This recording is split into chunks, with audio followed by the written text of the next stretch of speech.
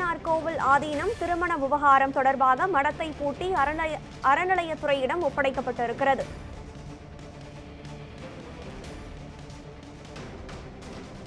சூரியனார் கோயில் ஆதீனம் திருமண விவகாரம் தற்போதைய முக்கிய செய்தியாக பார்த்து வருகிறோம்.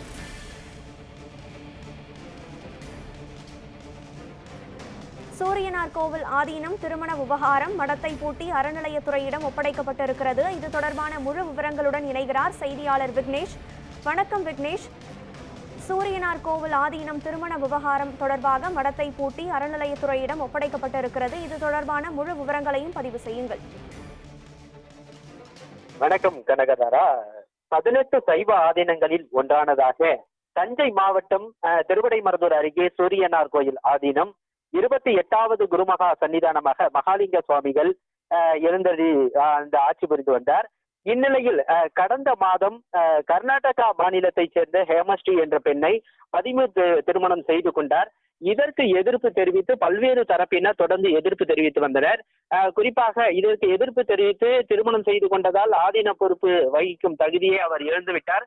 எனவே அவரை நீக்கி இந்த பொறுப்புக்கு அவரின் கீழே பணியாற்றக்கூடிய இங்கே இருக்கக்கூடிய கட்டளை தம்பிரான்களை நியமிக்க வேண்டும் என அங்கு இருந்த ஸ்ரீகாரியம் சுவாமிநாத தம்பிரான் சுவாமிகள் தொடர்ந்து கூறி வந்தார். பத்திரிகை தொலைக்காட்சிகளுக்கும் பேட்டியளித்தார்.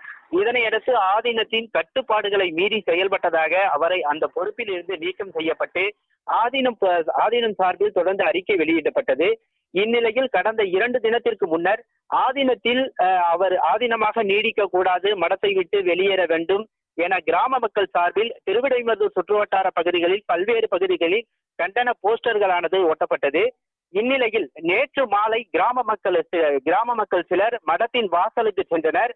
அவர்களில் 3 பேரை மட்டும் உள்ளே வர சொல்லி ஆதீனம் பேசியுள்ளார். அப்போது இல்லறத்திற்கு சென்றதால் தாங்கள் ஆதீனமாக நீடிக்க வேண்டாம், மடத்தை விட்டு உடனடியாக வெளியேற வேண்டும் என்று தொடர்ந்து தெரிவித்துள்ளனர்.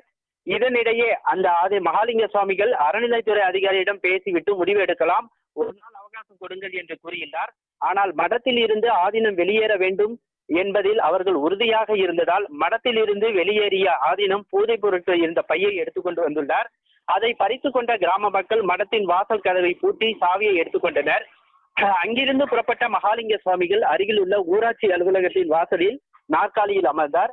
தகவல் அறிந்து வந்த திருவிடைமருதூர் டிஎஸ்பி மற்றும் கும்பகோணம் டிஎஸ்பி கிராம மக்களை அங்கிருந்து கலைந்து செல்ல அறிவுறுத்தினர். தொடர்ந்து ஆதீனம் மீண்டும் மடத்திற்கு செல்லக்கூடாது என தொடர்ந்து அங்கே வாக்குவாதம் ஏற்பட்டது. திருவாடுதுறை ஆதீனத்தில் இருந்து வந்து இது குறித்து முடிவெடுக்க வேண்டும் என ஒரு தரப்பினர் கூறினர்.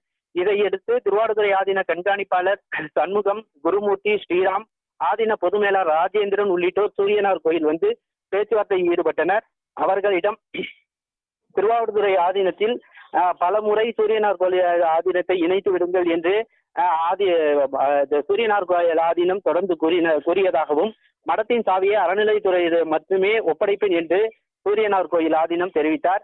இதனையடுத்து அங்கு வந்த அறநிலைத்துறை அதிகாரிகளிடம் அந்த மடத்தின் சாவியை சூரியனார் கோயில் ஆதீனம் ஒப்படைத்துவிட்டு ஆதீனத்தின் நிர்வாகம் மற்றும் ஆதீன மடத்தின் பொறுப்பை அறநிலையத்துறை ஏற்றுக்கொள்ள வேண்டும் என கைப்பட லெட்டர் எழுதி அவரிடம் கொடுத்தார்.